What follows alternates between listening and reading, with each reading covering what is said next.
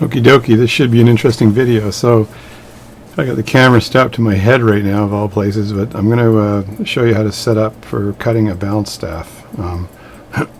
See how accurate I can be here. So this is a lathe I picked up. It's got leather straps here and here, and I've got the sewing machine motor hooked up there, and seems to be running quite well. Now this lathe here requires me to put some oil right in here where this cap is. So I'm not sure how much oil it takes, but I think it draws the oil up through the bearing itself. I got to make sure I don't get any oil on the leather strap, because that would cause probably other problems. So there we go, done that. Just pardon all the mess I have here. There's some watches there and a glass that I used to have full of water. A bunch of crap in the back here. It's pretty messy.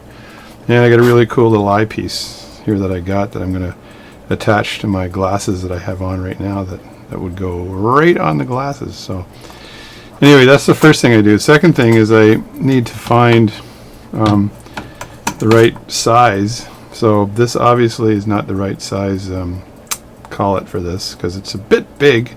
So my watch I'm fixing is, and I call them Elgin. Someone corrected me the other day and said, well, they're actually called Elgin. And I'm like, hey, E-L-G-I-N, Elgin, Elgin. I don't know. Not sure which one is right. Here's where I keep my really quick tools right there, just to do some quick stuff. Anyway, and I'm not looking for that. I'm looking for a pair of tweezers. And so here is the here's the balance staff that I got to cut. It's really small and I don't want to lose it. So what I typically do, put it down here, is I get some Rodico and I pick it up with the Rodico and put it down with the Rodico. So this is for an Elgin pocket watch. It's supposed to Elgin pocket watch. So I might as well say it correctly. So it's an Elgin pocket watch. So the other thing, so I really need to figure out the size of this thing. So I have my Dormeans gauge down here. Again, this gauge here is used, it opens up like so, like that, and you very carefully gauge out the biggest width of this particular part. So what I do is I squeeze it at its largest width. See if I can do that without putting my goggles on here. I don't know. It could be tricky. This is kind of the bad way of doing it. So I would do this like that. Then you have a look in the gauge, and it looks like it says 1.6, something like that. 1.5, 1.6 on the gauge. Hopefully you can see this in the video, but yeah, it's about 1.6 on the gauge. I need to get a bit of Rodico so I can do this properly, and then put the clip on my glasses.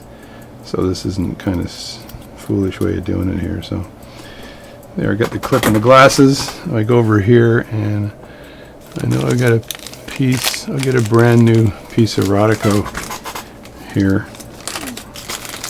because this stuff is gold, Jerry. It's gold. There we go. You can see some of my tools over here. Hopefully you can see some of my tools. There's a lot of them.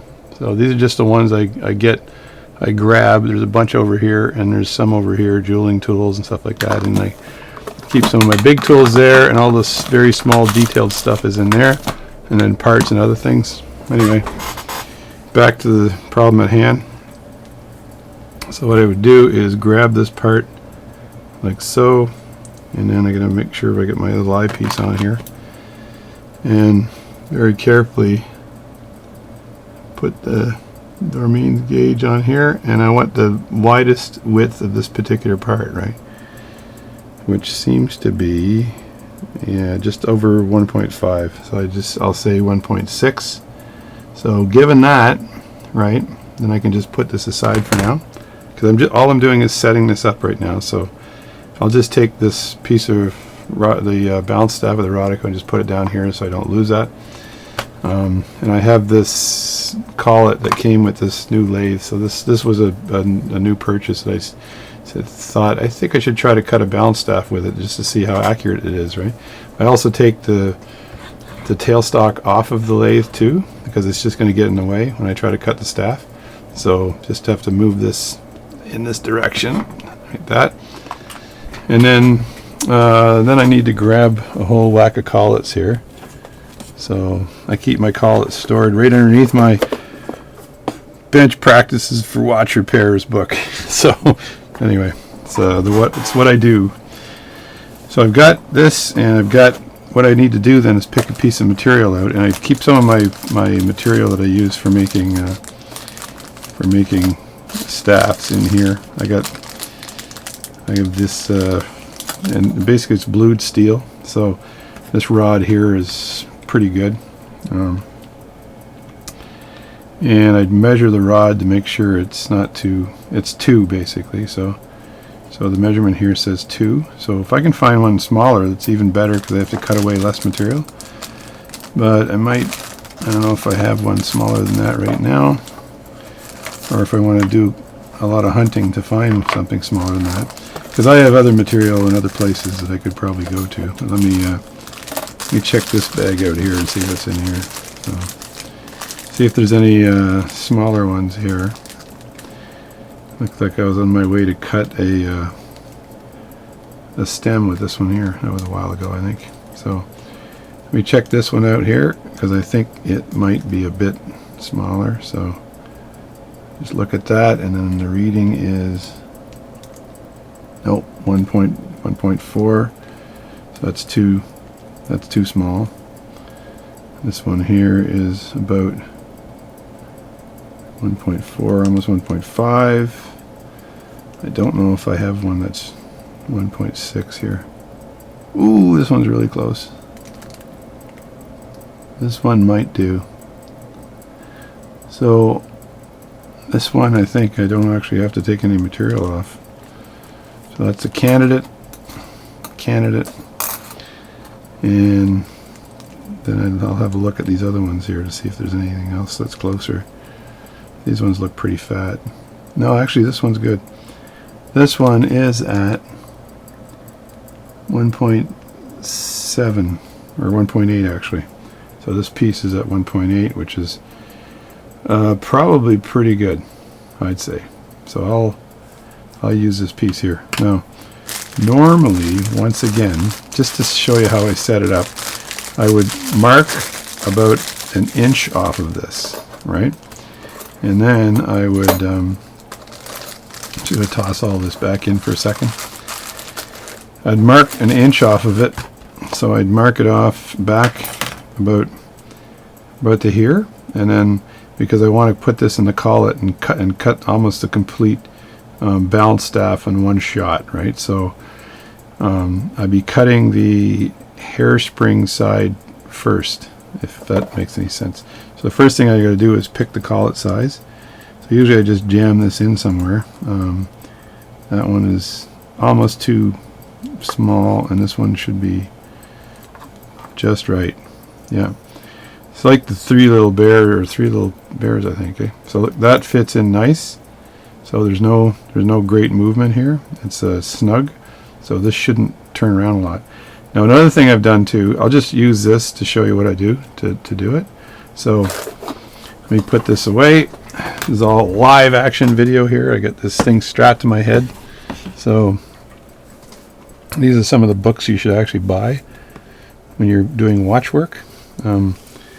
Just get this up really fast. I got tons of books. So this is the Practical Watch Adjusting by Donald DeCarl.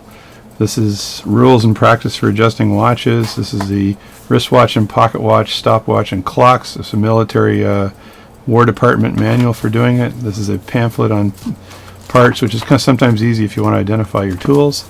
This is the Watchmakers Lathe, which is excellent because I do a lot of lathe work now. And the Watchmakers Model Engineer Lathe. So I don't think there's a book I don't have that includes the Time Saver catalog, wheel and pinion cutting horology and modern watchmakers lathe and how to use it, which is really, really good. Those are all books you should buy. There's actually more books in here, but I don't want to take them all out right now. And then the other one I showed you right here was Practical Watch Repair. And these are some of my guitar pedals, so in case you're curious. So I've got relatively the right size. I'll just pretend I've cut this down to the right size. And I'll leave a bit of this sticking out. So I'll put the collet in here. I'm hoping this works. And remember, this is just an example, so I normally have this sized right. And then I'll take the balance staff and actually have a look at it and see how much I have sticking out. So as you can see, hopefully you can see, there's not a lot of balance staff to cut here. It goes up to around here, right? So what I do is I just push it in to allow me to cut the staff and then allow a little bit extra to trim this off on the end, right? And in case you're curious, I have long fingernails because I play guitar, so they're only long on one hand. So what I would do is leave it out about probably not that far out, because the more out it is, the more it can wobble, right, when it's spinning, and you don't want any movement on it at all. So I leave this and a little bit for the pivots on the end, and that's plenty of space there. So, and then what I want to do is tighten this up, right? So get that in here like that, and then I'll tighten it up, and then I look at it really carefully to see if there's any movement. Okay, now I didn't cut it, so there might be some movement in there. So let me just give it some. I got a low boy pedal down here to spin it, so give it some movement like this, and actually I can see a tiny bit of movement, but it's not that significant, I don't think. No. Now if there was a lot of movement, what I would do is I would grab a Mark 1 toothpick, which is, let's grab one over here. What I do is grab a Mark 1 toothpick, loosen the lathe up a bit. Let me just loosen this up just a bit. It's pretty tight. And then what you do, make sure it's not completely loose, just a little tiny bit here. And what you do is you ride the toothpick underneath the part, and that'll find center with the it'll allow the metal to find center, right? They do that, and once it finds center, I lock it down like that, and then I've got, let me see if that's moving at all.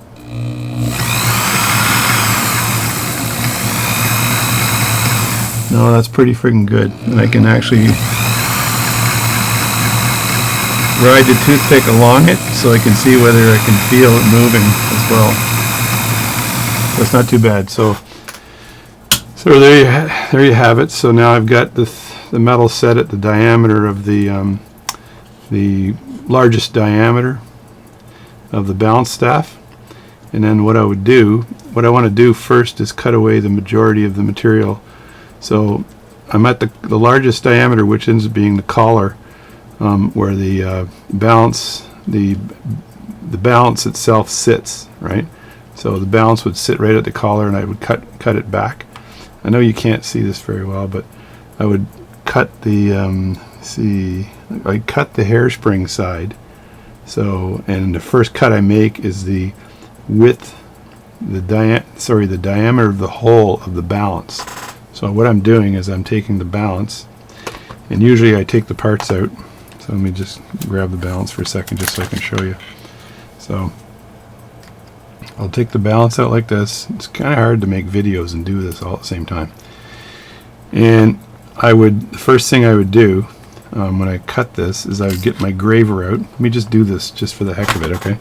So what I do is I have all my graving stuff stored in my lathe box, right, for all my tools, and I have a set of gravers and a couple handles like that. And these gravers are, let me see, I've got a couple of, it's OTTO FRI Oatfry or whatever, oatfree.com. That's where I got these, and these are triangular in nature, I believe. Yeah, so what I normally do is I'll use the triangular ones that are a little wider to make my line, my first line. So this one here is the one that's really pointed for trimming out. So this one here would be more, I think this one here is the one that's got a nice triangle point on the end here. So, and I know it's hard to see, but I don't know if I can zoom in. So I get this one out first, and then I put that in my handle here, like that, and I tighten that up, like so.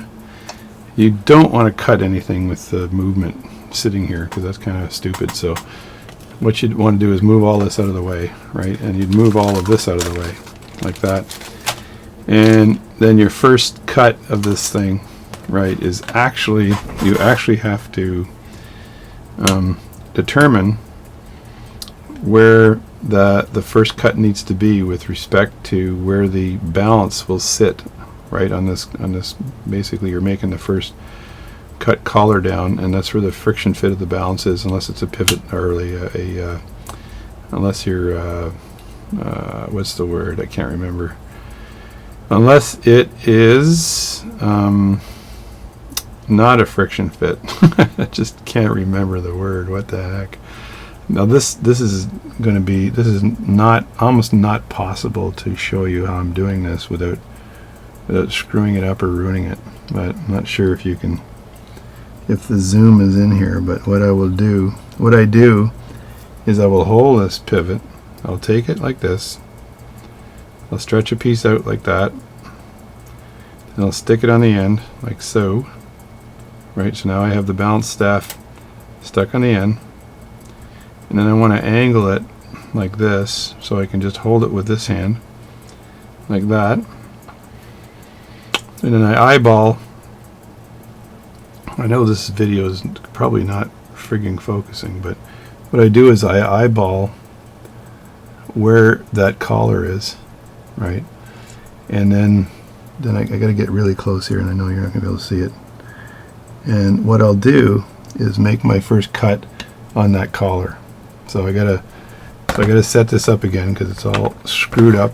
And again, like doing a video and trying to do this at the same time is almost impossible. The only person I know that knows how to do this sort of thing is Mark, and I've bought his videos before, and he's really good at it. So this is amateur night at the old Apollo Theater, I think. So I'll make my first cut here, and that way I can see where I have to cut to. I'll leave enough material at the end so that so if I make a mistake on the pivot, I can recover from it. So I'll make my first cut right here, and I know you can't see it, but I've made a line right there in the piece of metal, and that's how I measure it off. And then when I cut the balance staff, I will cut all the metal off right to the end, down to that second step of diameter on the balance staff. So the first step being the full width of this, or diameter of this. The second step would be where the balance is riveted on or friction fit on. That was the word. Rivet. It's like a frog. Rivet. Anyway, pretty poor humor. But you know, I came from a poor family. We were so poor that we had to drink powdered water. That's how poor we were. Anyway, so what I do is remove the material to that, and I remove the next step of removal is the actual where the hairspring fits on. I move the material for that, and then once I've actually used the parts themselves to fit them on, I will continue to measure as I cut. I will measure the diameter here, because the next thing I do is take my Dormeen's gauge and measure the diameter of where the balance staff there fits on, and I look over here and I see that's at 1.1, about 1.1. So I'll cut the whole darn thing to about 1.2 first, and I'll taper the cut down from the furthest edge here right down to where the pivot is, and then I'll continuously fit my balance on until I've got it very close to being snug in there, and then I'll leave that like that to stake it later, and then I do my next measurement, my next cut, and then cut the material, etc., etc. And there's books on how to do that, so I'm not going to show you how to do that. The other thing is, what I like to do is, I have some other gravers here that are pretty cool. So these gravers are again, these gravers are from, someone's going to correct me obviously, they're GRS tungsten carbide gravers. I don't bother messing with anything but tungsten carbide because they cut through anything, and sharpening them can be fun, but you also learn how to do that. Then I have these ones here that I bought. I bought it from their V-A-L-L-O-R-B-E,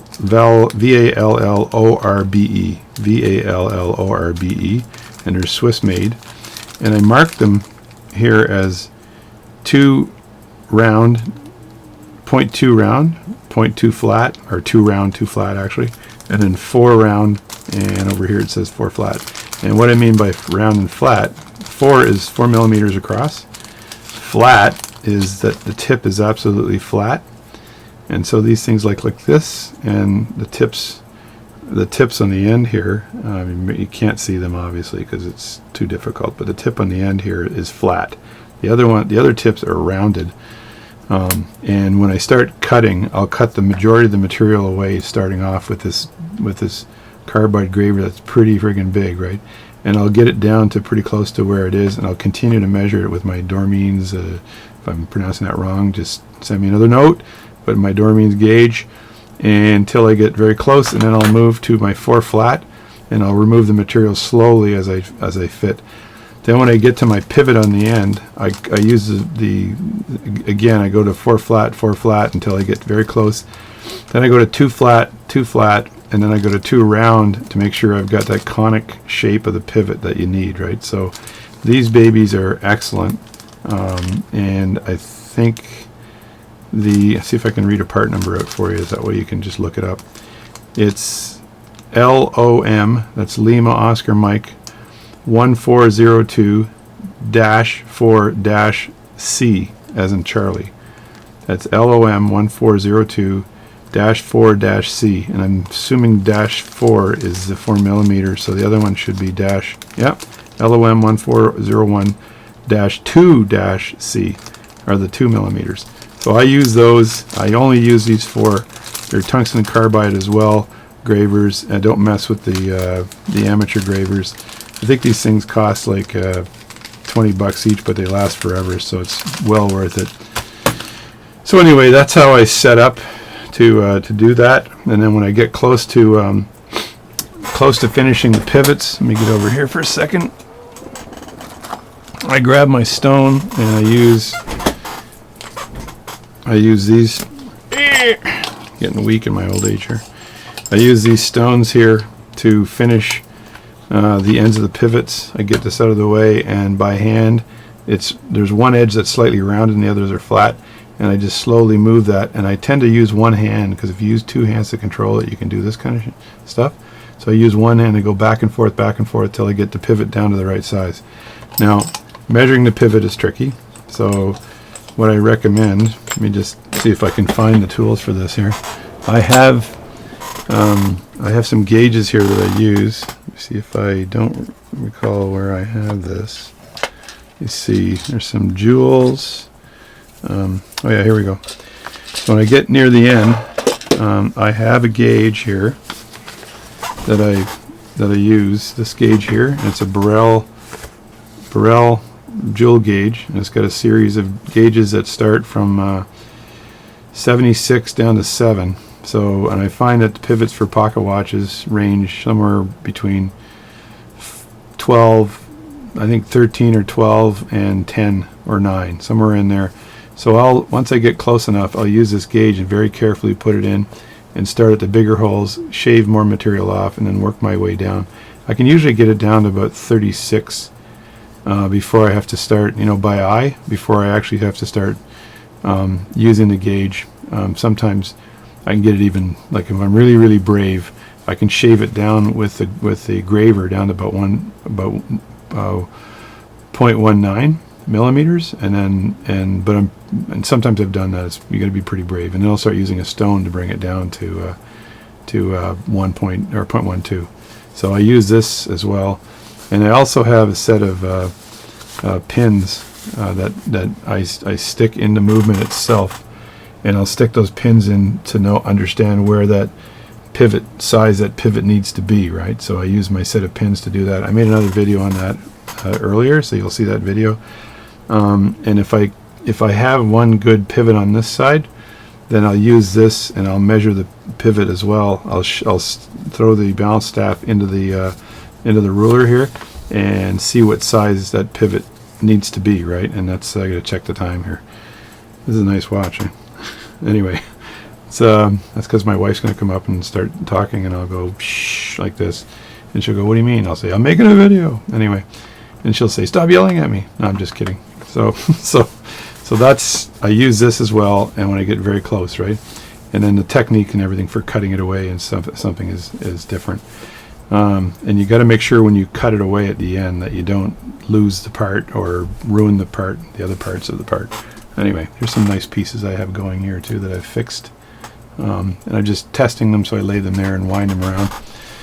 This one over here actually only works in this direction, but it works really well in this direction, so I've got to actually do some work to find out what's causing that to not work as well. It's probably a jewel problem, but I cleaned this watch, so I didn't see a jewel problem originally. The other thing I want to show you here, maybe right now while you're listening to me, is I set this little carriage up here to hold my most important tools that I just use all the time. I got a lot of tools, like a lot of tools, but I just put my tweezers in here. I got my opener here. I've got another set of tweezers on the side here, but I got the tools for putting hands on. I got my keys for winding pocket watches. I got my tools for removing watch hands here, and then when I want to sit a plate back on to a watch, and I've got first, second, third, fourth gears and stuff like that, I use that to just move the things every so slightly to get the gears to set into the jewels. And then if I want to grab things, I've got all of these various type tools for grabbing timing screws and balances and stuff like that. A pair of scissors in the back, and then another knife for opening up watches. And I got some more stuff back here, but it's not really relevant, so that's pretty good. And I always keep a blower available, so in case I want to blow out some stuff here. Again, this is really messy, so I apologize for the big mess, because I need to clean it up. And these are movement holders and other things there too. So that's how you set yourself up for cutting a balance staff. I don't think I'm going to start cutting this balance staff right now, so I'm going to put this back with the Rodico so I don't lose it, and then put the cap on this because I don't want this running away. I also mark the piece of paper here. I did have to replace the jewel on the roller, which was tricky. I shellacked that in. That's a tricky thing to do, so I did that. I'm just going to put the gauge up here somewhere. I got my seats or whatever jeweling tool here. I got a couple of J-Cot tools here that are pretty cool. This one here is really nice. I made a video on this too, and this is in pretty good condition. As you can see, it's a very nice J-Cot tool. And then I got all my detailed tools are either stacked over here with various stuff, including, like I said earlier, the pin gauges. I'll just show you those really fast. I got winders, I got spring winders and pens and all my oils and some other stuff over there. These are the gauges I have. That pin gauges are used for figuring out what size, what I need to cut the pivot down to. I bought these because it's just so handy to do that. When both pivots on the older balance staff are broken, I can use these and then poke them in until I get the right size. And then if I'm like 0.12 or whatever, and I can understand right away how far I got to cut it down to. And that's it. So I'm going to cut this video off right now. This is an interesting way of videotaping. I've never done this before. Strapping it to your head, but so be it. Big head, big strap, there we go. And I'll just spin this for a few seconds to make sure it's nicely oiled and I don't have any issues. That's the